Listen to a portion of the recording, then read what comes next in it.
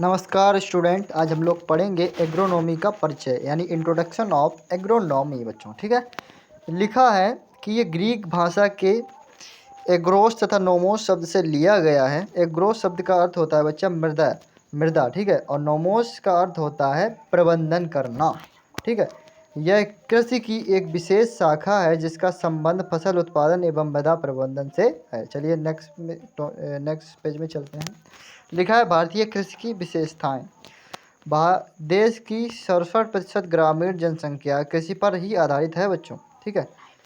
यह लिखा है फिर आगे, ये बहुत इंपॉर्टेंट चैप्टर है। ठीक है, पॉइंट है बच्चों। चलते, ये गलती से हो गया, अब पीछे चलते हैं। अब यहाँ पर लिखा है यह भारतीय आय का प्रमुख स्रोत है। क्या बच्चों? भारतीय, ये जो कृषि है हमारा एग्रोनॉमी, ये भारतीय आय का क्या है? प्रमुख स्रोत है बच्चों। ठीक है, ये बहुत इंपॉर्टेंट पॉइंट है। अब चलते हैं नेक्स्ट पॉइंट में बच्चों। कुल भारतीय आय का लगभग कितना प्रतिशत हिस्सा कृषि से प्राप्त होता है? जो 5वां भाग है वो भारतीय आय का कृषि से ही प्राप्त होता है। कौन सा 5वां भाग? लिख लीजिएगा इसे। उद्योगों को कच्चे माल की पूर्ति भी कराता है बच्चों। ये कौन कराता है? कृषि। ठीक है। उद्योगों को, जैसे उद्योग में अगर आप कोई कपड़ा बनाना है तो ये रेशम का कीट पाला जाता है। ठीक है, रेशम पहुँचती है, कृषि से तो संबंधित है। आपको मक्का से स्टार्च तैयार करनी है, ये भी कृषि से ही जाएगा बच्चों। ठीक है। और जो हमें बहुत सारी चीज़ें मिलती हैं, ऑयल वगैरह हम लोग ख़रीदते हैं, फार्चून वगैरह, तो ये भी कच्चा माल जो होता है बच्चों, ये पहुंचता है। ठीक है, उसमें कंपनी में तब हमें मिलता है। चलते हैं नेक्स्ट पेज में बच्चों। नेक्स्ट पेज में देखते हैं क्या लिखा। भारतीय कृषि में होने वाली समस्या। देखिए भाई, कोई चीज़ करेंगे उसमें समस्या तो इशू तो आएगा। ठीक है। अब इशू क्या है वो जान लेते हैं। इशू लिखा है पहला, भारत में वर्षा, जो कृषि है वो वर्षा पर इस पर निर्भरता होती है। यानी वर्षा जब तक नहीं होगी तब तक हम कृषि की बुवाई नहीं कर सकते। बहुत सारे स्थान अभी भी भारत में मौजूद हैं। ठीक है। लिखा है भारत में किसानों के पास कृषि की भूमि की कमी है। जैसे बहुत सारे किसान हैं, उनके पास दिमाग तो बहुत है लेकिन कृषि की भूमि की कमी है। अब भूमि की कमी है तो हम उगा नहीं पाएंगे। ठीक है। अब आगे लिखा है बच्चों, भारतीय मृदा प्रति हेक्टेयर उत्पादन की कमी। अब जैसे किसी के पास मृदा तो है लेकिन हेक्टेयर में उत्पादन कम मिल रहा है। ठीक है, पैकेटों की संख्या कम बन रही है, ये भी एक अभाव है ये बच्चों। चलते हैं नेक्स्ट पेज में बच्चों। अब देखते हैं नेक्स्ट पेज में क्या लिखा है। ठीक है। नेक्स्ट पेज में, ये बहुत इंपॉर्टेंट पॉइंट था बच्चों। ठीक है, नेक्स्ट पेज में ये थोड़ा गलती से आगे बढ़ते हैं। हाँ, ये लिखा है भारत में अत्यधिक जनसंख्या का होना। अब भारत में जनसंख्या ज़्यादा है बच्चों। ठीक है। और बढ़ती जनसंख्या खेती कम कर रही है, तो खाना पीना तो सबको चाहिए। ठीक है। और दूसरा लिखा है भारत में उर्वरकों का अभाव।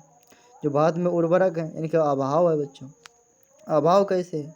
जैसे उर्वरक आपको डालना है लगभग 10 बोरी और आप डाल रहे 5 बोरी, तो अभाव तो है बच्चों। ठीक है।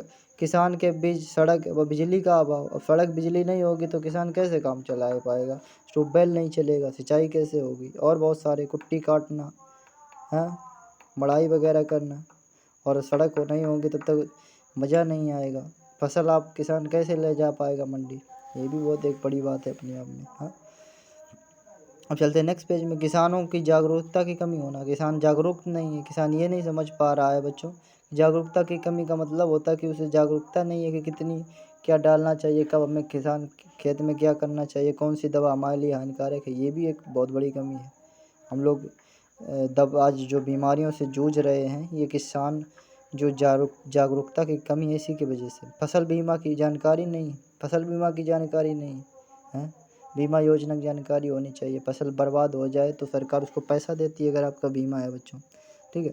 अब अगला पॉइंट लिखा है, भारतीय जो मृदा है उसका उपजाऊ ना होना। अब उपजाऊ मृदा जब तक नहीं होगी तब तक मज़ा नहीं आएगा, खेत में उत्पादन नहीं होगा। मृदा उपजाऊ होना चाहिए। ठीक है। अब और मृदा को उपजाऊ बनाने के लिए बहुत इंपॉर्टेंट पॉइंट होने चाहिए। बाद में किसानों की रूढ़िवादी सोच। अब किसानों की सोच एक ऐसी बना ली है, किसानों ने रूढ़िवादी सोच है।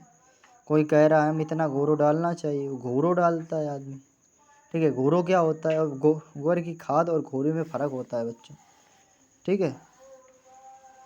और इसमें उन्नत बीज की पर्याप्त मात्रा ना होना। अब उन्नत बीज की पर्याप्त मात्रा में ना होना। अब जैसे उन्नत बीज, कहीं कहीं उन्नत बीज बोए जा रहे हैं, कहीं कहीं देसी ऐसे अपने काम चला रहे हैं, तो उन्नत बीज ज़्यादा उसमें पैदावार होगी। ठीक है बच्चों।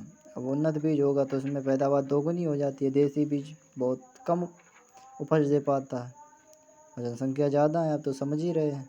ठीक है। तो उन्नत बीज ही हमें बोना चाहिए। उन्नत बीज क्या होता है, कंपनी में तैयार किए जाते हैं, ठीक है। अब चलते हैं नेक्स्ट पॉइंट पे बच्चों। देखिए नेक्स्ट पॉइंट पे क्या लिखा है, यहाँ पर लिखा है भारत का मौसम। भारत का मानसून एक खरीफ मानसून होता है, एक पूर्व मानसून होता है, मानसून के बाद जो आता है, ठीक है। और प्री मानसून होता है, ये जायद में होता है, मार्च और मई में आता है ये, ठीक है। मार्च से मई तक रहता है, ठीक है। दक्षिणी पश्चिमी मानसून ये बहुत इंपॉर्टेंट है, जून से सितंबर तक रहता है, ठीक है। अक्टूबर नवंबर रहता है, ठीक है। और मार्च मई में रहता है ये जायद वाला। इम्पोर्टेंट पॉइंट है, इसे नोट कर लीजिएगा बच्चों। आगे बढ़ते हैं नेक्स्ट पॉइंट में। नेक्स्ट पॉइंट में देखते हैं क्या आता है। ये मानसून आप नोट कर लीजिएगा। आगे बढ़ने से पहले एक बार फिर हम बता रहे हैं कि इम्पोर्टेंट है बच्चों, खरीफ मानसून होता है। अब इसके बाद आता है हमारा खरीफ का मौसम आता है। खरीफ का मौसम क्या होता है, देखिए बच्चों जो मौसम है ये खरीफ रबी और जायद 3 रूपों में बटे हुए होते हैं एग्रीकल्चर के, यानी कृषि के अनुसार, ठीक है। इस ऋतु जो खरीफ मौसम होता है इसकी बात करते हैं तो इस ऋतु में वातावरण अधिक तापमान व अधिक आर्द्रता पाई जाती है। इसमें क्या पाया जाता है, अधिक तापमान व अधिक आर्द्रता पाई जाती है, ठीक है। कुल मिलाकर जो इसका समय होता है बच्चों, थोड़ा पीछे करते हैं, बैक हो गया था, हाँ अब चलते हैं। इसमें जो कुल मिलाकर समय होता है जून से सितंबर तक होता है। कहाँ से होता है, जून से सितंबर तक। जैसे इसमें उदाहरण दिया गया है, चावल, ज्वार, मक्का, मूंगफली, अरहर, सोयाबीन, कपास, कॉफी आदि ये इस ऋतु में बोई जाने वाली फसलें हैं, ठीक है। जो आपने देखा होगा गर्मियों में क्या होता है, मक्का बोते हैं, चावल बोते हैं, धान, ठीक है, मूंगफली बोते हैं। तो ये सब कौन सी होती हैं, जून से सितंबर तक बोई जाती हैं फसलें, सितंबर तक पक के तैयार हो जाती हैं। और अगली जो हम देखेंगे रबी के बारे में पढ़ेंगे इसके बाद, ठीक है। ये इंपॉर्टेंट, इसे नोट कर लीजिए। देखिए रबी का मौसम आ गया। अब रबी का मौसम आ गया तो इसके बारे में पढ़ते हैं।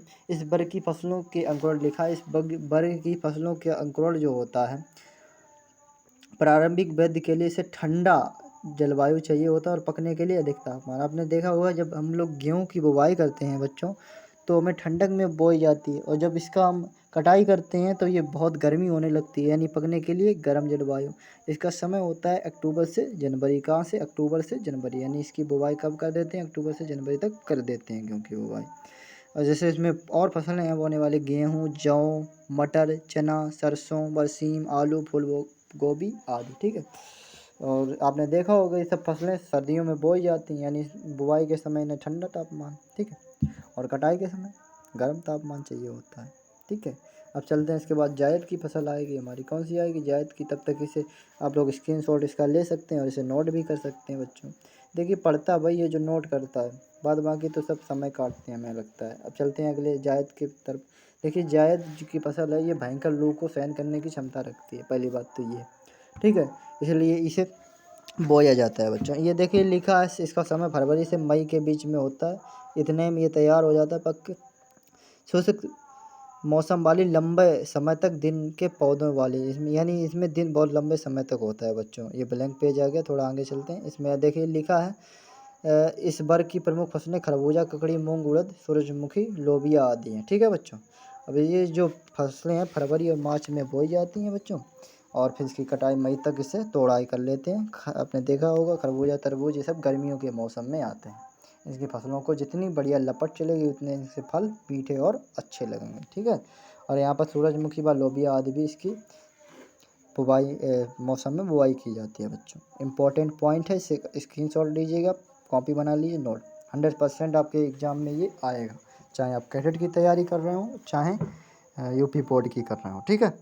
इसके बाद अब नेक्स्ट वीडियो में आपको मिलेंगे बच्चों, और आज के लिए थैंक यू, धन्यवाद बच्चों। और अगर आपको इसमें कुछ सीखने को मिला हो तो हमें गुरु दक्षिणा के रूप में एक लाइक दे सकते हैं बच्चों। मिलते हैं नेक्स्ट वीडियो में, धन्यवाद बच्चों, ठीक है।